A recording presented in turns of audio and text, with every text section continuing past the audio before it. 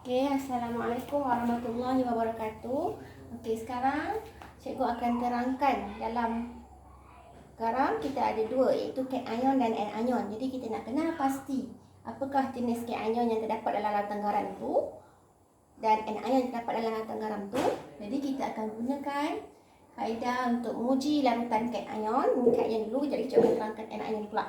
Okey, larutan cation ni kita tak tahu dia tu ada cation apa. Okey, sebelum tu cation tu apa dia? Cation tu adalah ion yang bercharge positif. Okey, ingat balik tak? Refresh balik. Cation adalah ion yang bercharge positif. Okey, jadi bila cation yang bercharge positif ini, kita tak tahu apa dia, kita campurkan dengan larutan natrium hidroksida. Okey, kita akan dapati dua, iaitu satu yang ada mendakan, satu lagi tanpa warna, tiada perubahan. Maksudnya bila kita masukkan dia larut. Okey, dia menghasilkan larutan tanpa warna. Okey, tiada perubahan. Okey, itu menunjukkan dia adalah amonium. Okey, cation yang ada amonium. Okey, jadi nak confirmkan dia, kita campurkan dengan reagen Nessler dan kamu akan dapati mendakan perang terbentuk. Okey, itu adalah untuk amonium. Okey, maksudnya first kali dicampur je dengan larutan natrium hidroksida tanpa warna, dia dapat tanpa warna, kemudian kita campur dengan reagen Nessler dapat warna perang, mendakan perang. Itu adalah ion amonium. Okey. Okey, seterusnya kita tengok mendakan yang berwarna. Mendakan pula ada dua. Satu berwarna, satu berputih. Okey, berwarna ni kamu kena hafal sampai bila-bila. Okey. Dia adalah warna hijau. Kalau hijau dia adalah ion ferrum 2+.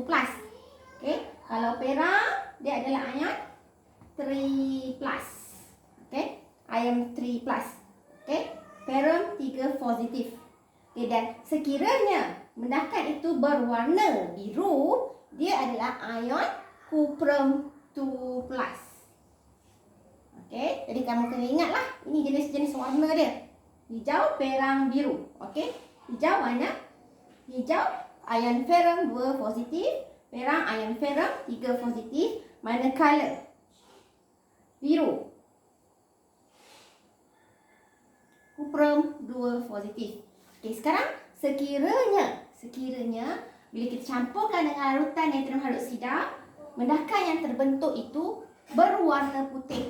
Okey, dia ada 5 kemungkinan 5 jenis. Okey, iaitu zinc 2+, aluminium, okey, aluminium 3+, plumbum 2+, magnesium 2+, ataupun kalsium 2+. Jadi kita campurkan yang tadi, maksudnya 5 kemungkinan mendakan putih ni. Jadi kita nak confirm mana satu, kita kena uji lagi. Okey, kita campurkan dengan larutan natrium hidroksida yang berlebihan. Okey, kita campurkan natrium hidroksida berlebihan. Tadi kita campur ikut sukatan kan. Ini kita campur berlebihan lagi. Sampai kita dapati kalau sekiranya ia larut di dalam larutan natrium hidroksida berlebihan, zat. Okey, zat maksudnya ion zinc 2+, aluminium 3+, dan plumbum 2+. Okey, kemungkinan 3 ni. Okey, dan sekiranya bila kita campurkan dengan larutan natrium hidroksida berlebihan, dia tidak larut. Okey, dia tidak larut. Okey, dia tidak larut. Okey, maksudnya mungkin 2, iaitu magnesium 2+, kalsium 2+. Kalau tak larut maksudnya dia mendakan lah. Okey, yang ini dia larut. Okey, kita tak nampak. Macam kamu masukkan gula dalam air, kamu kacau, kamu tak nampak rasa gula tu kan, dia larut dan dia bentuk larutan yang jernih kan, tidak berwarna. Okey, yang ni pun sama, larut di dalam natrium hidroksida, kemungkinan yang 3 ni. Zat. Okey, kamu ingat zat. Okey, zinc, aluminium, plumbum. Zinc 2+, aluminium 3+, and plumbum 2+. Okey, sekiranya dia tidak larut di dalam larutan natrium hidroksida, berlebihan ini, kemungkinan dia adalah magnesium 2+, kalsium 2+. Jadi kita nak uji macam mana ni? Nak bezakan mana magnesium ke kalsium, tak tahu kan? Jadi kita campurkan dengan larutan iron sulfate. Larutan iron sulfate kita campurkan dia, kita akan dapati 2. Satu mendakan putih terbentuk. Okey, sulfate ni akan bergabung dengan magnesium, dapat magnesium sulfate. Okey, ataupun kalsium campur dengan sulfate, dapat kalsium sulfate. Dan kita tahu kalsium sulfate ni dia tidak larut, dia akan bentuk larutan, dia akan membentuk mendakan berwarna putih. Okey, so di mendakan putih ni kalsium sulfate. Okey, kalsium campur dengan sulfate. So kamu dapati ini adalah ion kalsium lah sekiranya kamu dapat mendakan putih. Tapi sekiranya bila kamu campur dengan larutan ion sulfate ni, kamu dapat larutan tanpa warna. Itu menunjukkan dia adalah magnesium 2+. Okey. Okey, sekarang kita tengok. Ini MC ingat MC. Okey. Okey, kemudian kita tengok dekat sini. Okey. Zinc, aluminium, plumbum. Okey, bila kita campurkan dengan kalium iodida, okey, kita campur zinc 2+ campur dengan kalium iodida, kemudian kita campur dengan ion sulfate, kamu akan dapati, okey, kalau zinc, okey, dia akan dapati, kamu akan dapat larutan tanpa warna. Okey, kemungkinan zinc ataupun aluminium. Zinc ataupun aluminium. Okey, zinc 2+, aluminium 3+. Okey, sekiranya kamu campur kan antara ni semua ni, okey, zinc, aluminium dengan plumbum ni, dia dapat mendakan putih. Okey, mendakan putih itu merujuk kepada plumbum sulfate. Okey, kita tahu sulfate, semua garam sulfate larut kecuali bapa. Okey, jadi plumbum ini tidak larut. Okey, dia bergabung dengan sulfate mendakan putih. Okey, mendakan putih, kemudian mendakan kuning, plumbum iodida. Okey, plumbum iodida warna kuning. Okey, dan tanpa warna iaitu zinc dengan aluminium. Okey, jadi kita tak tahu, nak confirm lagi mana satu zinc, mana satu aluminium, kita campurkan dengan larutan amonia. So kamu akan dapati sekiranya larutan itu tanpa warna, ia menunjukkan kehadiran ion zinc 2+. Tapi sekiranya bila kamu campur dengan larutan amonia, mendakan putih yang terbentuk, itu menunjukkan kehadiran aluminium 3+. Aluminium 3 positif ionnya. Okey. Dan mendakan putih, mendakan kuning, plumbum iodida, plumbum sulfate ni menunjukkan kehadiran cation ion apa kat depan ni? Cation ion plumbum 2+. Okey. Cation ion ni kat depan kan? Okey. Ion yang bercas positif di bahagian hadapan. Okey. So, dalam ujian ini kita dapati plumbum, okey, dia dapat mendakan kuning ataupun putih, ujian akhir dia. Okay, zinc ni tanpa warna bila campur dengan larutan amonia dan mendakan putih untuk aluminium. Okey. Okey, jadi ini adalah ujian untuk menentukan larutan cation ion. Okey. Ujian untuk menentukan larutan cation ion. Okey, satu lagi kita akan uji untuk menentukan larutan daripada anion. Anion maksudnya yang bercas negatif. Okey. Okey. Jadi cikgu tunjuk kat sini. Betul. Okey, tunjuk kat sini. Betul. Okey.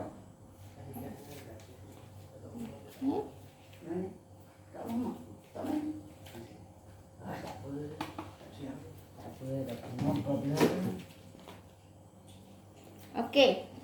So, untuk larutan anion, okey, anion maksudnya ion yang bercas negatif. Okey, ion yang bercas negatif. Okey. Okey, contohnya macam ni, magnesium sulfate. So, yang dekat depan ni adalah cation yang bercas positif kan? Yang dekat belakang ni sulfate ni adalah anion yang bercas negatif. Jadi sekarang ni kita nak uji. Okey, kita nak analisis. Okey, larutan anion tu daripada mana? Kategori apa? Okey, ion apa? Okey. Jadi kita ada ion 4 jenis ion, iaitu ion karbonat. Karbonat terkenal kalau dia tidak balas dia akan bebaskan gas karbon dioksida kan? Klorin, ion sulfate dan ion nitrat. So ada 4 jenis ion ni. Kita nak confirmkan ujiannya. Jadi kalau karbonat ni, ion karbonat ni, okey, kita akan masukkan larutan daripada ion karbonat ini campurkan dengan asid hidroklorik ataupun sebarang asid lah, asid nitrik ataupun asid sulfurik. Bila kita campurkan larutan yang ada ion karbonat ni dengan asid, okey, kamu akan dapati gelembung gas terbentuk. Okey. Gelembung gas terbentuk ni maksudnya ada pembebasan gas karbon dioksida. Okey. Okey, untuk klorin. Okey, karbon dioksida daripada karbonat kan. Jadi karbon dioksida kita nak uji macam mana? Minggu lepas kita belajar kalau nak uji karbon dioksida kita gunakan air kapur. Okey. So, bila ada karbon dioksida, air kapur akan bertukar menjadi keruh. Okey. Seterusnya, sekiranya larutan anion itu ada anion klorin, okey, kita akan campurkan dengan asid nitrik, okey, dan juga argentum nitrit. So, kamu akan dapati pemerhatian kamu, dia akan dapat mendakan berwarna putih. Okey, bila dapat mendakan putih, bila campur dengan benda ni, maksudnya itu ada ion klorida. Okey, untuk sulfat, okey, kita akan campurkan dengan asid hidroklorik, barium klorida. Okey, kamu akan dapati dia dapat mendakan putih. Maksudnya ada kehadiran ion sulfat. Okey, manakala untuk nitrit, okey, kamu akan campurkan dengan asid sulfat cair, ferrum sulfat, dan titiskan asid sulfurik pekat. Okey, dan kamu akan dapati cincin perang terbentuk. Okey, cincin perang terbentuk. Ini adalah satu-satunya ujian untuk menguji anion bagi nitrit. Okey. Okey. Okey, sekarang kita tengok soalan modul A+ yang cikgu bagi pada kamu.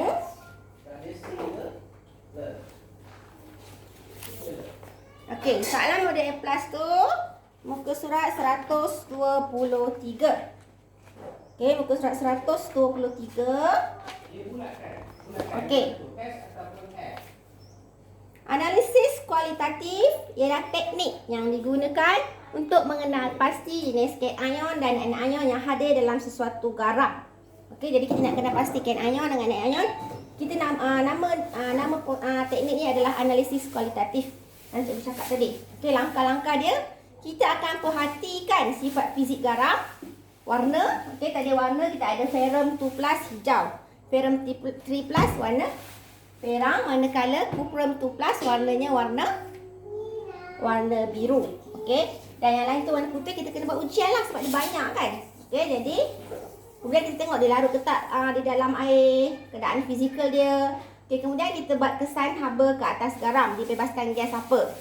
Kemudian kita buat ujian cation dan anion yang kita belajar hari ni. Dan akhir sekali kita buat ujian pengesahan cation dan anion.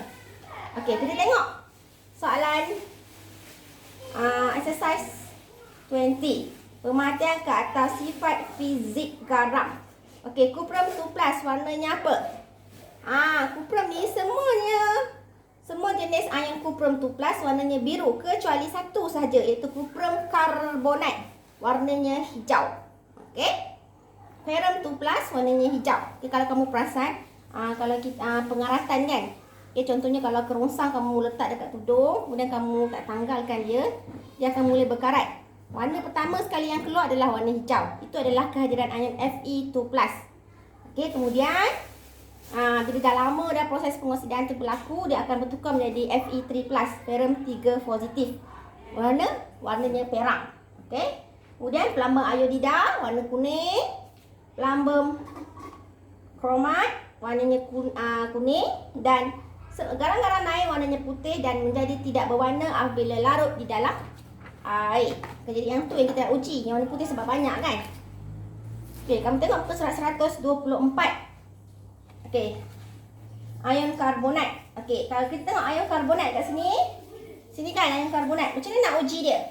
Okey, kalau kamu nampak kat situ, dia letakkan larutan karbonat tu dengan dicampurkan dengan asid hidroklorik. Jadi kamu prosedur dia kamu follow balik gambar rajah tu. Tuangkan, okey, 2 cm padu larutan ion karbonat ke dalam sebuah tabung uji. Kemudian kamu masukkan apa? Tambahkan 2 cm padu asid hidroklorik cair. Okey, kemudian alirkan gas ke dalam air kapur. Okey, air kapur akan menjadi keruh. So pemerhati ada air kapur menjadi keruh. Okey, kemudian yang bawah tu ion klorida. Okey, ion klorida. Okey, kamu masukkan apa? Nampak larutan klorida. Kita letak kat situ. Tuangkan 2 cm larutan klorida ke dalam sebuah tabung uji. Daripada gambar rajah tu kamu boleh buat. Kemudian tambahkan 2 cm padu asid nitrik. Okey. Kemudian kamu akan tambahkan lagi apa dia? Argentum nitrit. Okey, bila tambahkan 2 ni, kamu akan dapati hasilnya warna apa? Mendakan berwarna putih terbentuk. Okey? Okey, kemudian kita nak buat ujian sulfat. Okey, ujian sulfat buat apa? Mula-mula tuangkan apa? Tuangkanlah dulu larutan sulfat tu ke dalam tabung uji. Kemudian kita masukkan asid hidroklorik. Okey?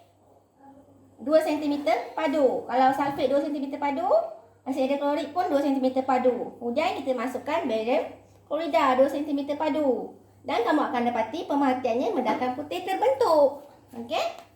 Dan seterusnya, yang terakhir ion nitrat. Okey, ion nitrat ni kita nak buat macam mana? Tuangkan larutan ion nitrat tu ke dalam tabung uji. Kemudian kamu tambahkan apa? Asid sulfrik cair. Kemudian tambahkan apa? Larutan ferrum sulfat. Kemudian tambahkan apa? Titiskan apa? Asid sulfrik pekat. Dan kamu akan dapati cincin perang terbentuk. Okey? So untuk soalan muka surat 124. Okey. Untuk yang lain tu pun samalah juga untuk cat ion ni. Okey? Kamu boleh rujuk balik jadual ni dan kamu boleh buat dia punya step tu mengikut prosedur yang jadual yang cikgu tunjukkan ni. Okey? Okey. So jadi hari ni kita belajar tentang macam mana nak uji larutan cat ion dan anion. Okey. Sekian saja daripada cikgu. Nanti cikgu akan snap jawapan modul A+ ni untuk kamu semak jawapan. Okey, terima kasih.